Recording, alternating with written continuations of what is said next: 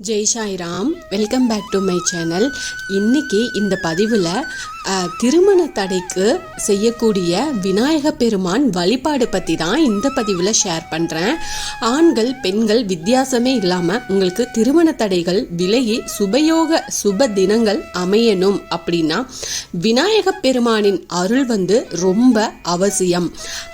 நம் மரபில் ஆழமாக பதிந்த ஒரு நம்பிக்கையும் கூட. தடைகளை நீக்கும் ஆதி பகவானாம் விநாயக பெருமான வழிபாடு செஞ்சு திருமண தடைகளை நீக்க ஒரு எளிய சக்தி வாய்ந்த ஒரு வழிபாட்டு முறையை பற்றி நாம் இந்த பதிவில் பார்க்கலாம். நிச்சயமாக பயனுள்ள பதிவாக இருக்கும். உங்களுடைய உற்றார் உறவினர் நண்பர்கள் இப்படி யாராவது தெரிஞ்சவங்க இப்படி திருமணம் ஆகிற வயசில் இருக்கிறாங்க, அவங்களுக்கு தடைப்பட்டுட்டே போகுது அப்படின்னா நிச்சயமாக அவங்களுக்கு இந்த பதிவை ஷேர் பண்ணுங்கள். ரொம்ப பயனுள்ள பதிவாக இருக்கும். அதனால இந்த பதிவை ஸ்கிப் பண்ணாமல் முழுசாக பாருங்கள். அதுக்கு முன்னாடி என்னோட சேனலுக்கு தொடர்ந்து சப்போர்ட் பண்ணுங்கள். லைக் பண்ணுங்கள், ஷேர் பண்ணுங்கள், கமெண்ட் பண்ணுங்கள், மறக்காமல் சப்ஸ்கிரைப் பண்ணுங்கள், பெல் ஐக்கானை கிளிக் பண்ணுங்கள். முதல்ல இந்த வழிபாட்டுக்கு, இந்த விநாயகர் பெருமானோட வழிபாட்டுக்கு தேவையான பொருட்கள் என்ன அப்படின்னு நம்ம இதில் பார்க்கலாம். முதல்ல பார்த்தீங்கன்னா ஒரு தேங்காய் எடுத்துக்கோங்க, முழு தேங்காவாக எடுத்துக்கணும். அப்புறமா ஒரு தட்டு, ஒரு சின்னதாக எந்த பித்தளை தட்டு எதுவாக இருந்தாலும் பரவாயில்ல, தாம்பூல தட்டா இருந்தா கூட பரவாயில்ல. பச்சரிசி கொஞ்சம் எடுத்துக்கோங்க. இது உங்களுக்கு எதுவுமே மெஷர்மெண்ட்லாம் கிடையாது. ஒரு 2 கைப்பிடி அளவு அந்த மாதிரி எடுத்துக்கோங்க. ஒரு மஞ்சள் துணி எடுத்துக்கோங்க சின்னது அளவில். அப்புறம் கோதுமை, அப்புறமா தேங்காய் எண்ணெய் அதுக்கு தேவையான அளவுக்கு எடுத்துக்கோங்க. இப்போ நம்ம இந்த வழிபாட்டு முறையை பற்றி பார்க்கலாம். இந்த பரிகாரத்தை நம்ம எப்போ செய்யணும் அப்படின்னா புதன்கிழமைகளில் செய்கிறது தான் சிறப்பாக இருக்கும். விநாயகருக்கு புதன்கிழமை உகந்ததாக இருக்கு. திருமண தடைகளை அகற்றும் பொன் போன்ற இந்த புதன்கிழமை யாருக்கு திருமணம் ஆகலையோ அவங்க அதிகாலையிலேயே பிரம்ம முகூர்த்தத்தில் எழுந்துக்கோங்க. நீராடி சுத்தமான மஞ்சள் நிற இல்லைன்னா வெள்ளை நிற ஆடை உடுத்திக்கோங்க. உங்களுடைய பூஜை அறையில விரதம் இருந்து இந்த வழிபாட்டை செய்யுங்க. திருமண தடைகள், திருமண தோஷங்களை நீக்கக்கூடிய அதிசக்தி வாய்ந்த இந்த பரிகாரம் செய்யறதுக்கு முன்னாடி விநாயகருக்கு நெய்வேத்தியம் படைக்க மோதகம், சர்க்கரை பொங்கல், சுண்டல் இது போன்ற எதுவாவது நீங்கள் தயார் பண்ணி வச்சுக்கோங்க. வீட்டில் ஏதேனும் ஒன்றை படைச்சா கூட போதுமானது தான். பூஜைக்கு முதல்ல ஒரு மணப்பலகையை எடுத்து வச்சுக்கோங்க.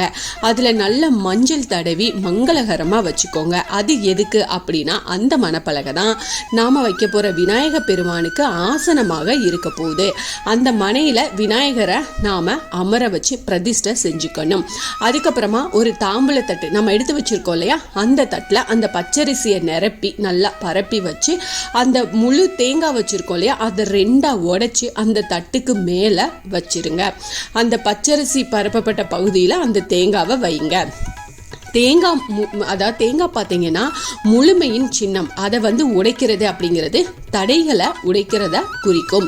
தேங்காய் எண்ணுள் தேவையான அளவுக்கு அந்த சுத்தமான தேங்காய் எண்ணெயை ஊற்றுங்க. அந்த தேங்காய் உடைச்சி வச்சிருக்கோம் இல்லையா, அதை தான் இப்போ நம்ம தீபமாக ஏற்ற போகிறோம். அதில் தான், அதனால அதை நீங்கள் அதில் தேங்காய் எண்ணெயை ஊற்றி நிரப்பி வச்சுக்கோங்க.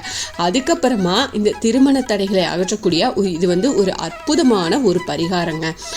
ஒரு சிறிய மஞ்சள் துணி எடுத்திருக்கோம் இல்லையா, அதில் அந்த கோதுமை மாவை போட்டு அந்த மஞ்சள் நூலால் அந்த ஒரு முடிச்சு போட்டுக்கோங்க. இப்போ இந்த கோதுமை முடிச்சு தயாராயிருச்சு. இது பார்த்தீங்கன்னா செல்வ செழிப்பை ஈர்க்கும் சக்தி கொண்டது. இந்த மஞ்சள் துணி இல்லை அப்படின்னா பரவாயில்ல, நீங்கள் முதல் நாள் இரவே பார்த்தீங்கன்னா ஒரு வெள்ளை துணி இருக்குது அப்படின்னா அதில் மஞ்சளில் நினச்சி நீங்கள் காய வச்சு எடுத்து வச்சுக்கோங்க. அதில் இந்த கோதுமை முடிச்ச ஒரு திரியாக பயன்படுத்தி தேங்காய் எண்ணெயில வச்சு தீபம் ஏத்துங்க. தூபம் காண்பிச்சுட்டு விநாயகருடைய சக்தி வாய்ந்த மூல மந்திரங்கள் இல்ல ஸ்தோத்திரங்கள் என்னெல்லாம் உங்களுக்கு தெரியுதோ, அத புராண கதைகள் எதுவாக இருந்தாலும் நீங்க படிக்கலாம், சொல்லலாம். அந்த நாள்ல அந்தி சாயும் வரை விரதம் இருக்கணும். விநாயகருடைய துதி பாடல்களை மனதில் நிறுத்தி பாடணும். விளக்கேற்றி வச்சதுக்கு அப்புறமா ஸ்லோகங்களை சொல்லி கற்பூர தீப ஆராதனை காட்டுங்க. அதுக்கப்புறமா இதே போல் மாலை வேளையிலையும் அந்த தேங்காய் தீபத்தை திருப்பி ஏற்றி வச்சு வழிபாடு செஞ்சதுக்கு அப்புறமா நீங்கள் விரதத்தை நிறைவு செஞ்சுக்கலாம். இந்த விரதம் முடிஞ்சவுடன் நெய்வேத்தியம் படைச்ச பொருட்களை திருமண தடை இருக்கிறவங்க எடுத்துக்கோங்க. இருக்கும் மற்றவங்களுக்கும் கொடுங்க. பக்கத்தில் இருக்கிறவங்களுக்கும் கொடுக்கலாம், தவறு கிடையாது. இந்த தீபம் விநாயகரின் அருளை வேண்டி உங்கள் பிரார்த்தனை மேலே உங்களுடைய பிரார்த்தனைகளை மேலே கொண்டு செல்லும். இந்த வழிபாட்டை தொடர்ந்து செஞ்சுட்டு வந்தீங்க அப்படின்னா விநாயக பெருமானின் திருவருளால் உங்களுக்கு இருக்கக்கூடிய திருமண தடைகள் நீங்கி சீக்கிரமே நல்ல வரன் அமைஞ்சு மங்களகரமான வாழ்க்கை அமையும். இது நம்பிக்கையோட பக்தியோட நீங்கள் செய்யப்படுற ஒவ்வொரு வழிபாட்டுக்குமே நிச்சயமாக கை மேலே பலன் கிடைக்குங்க.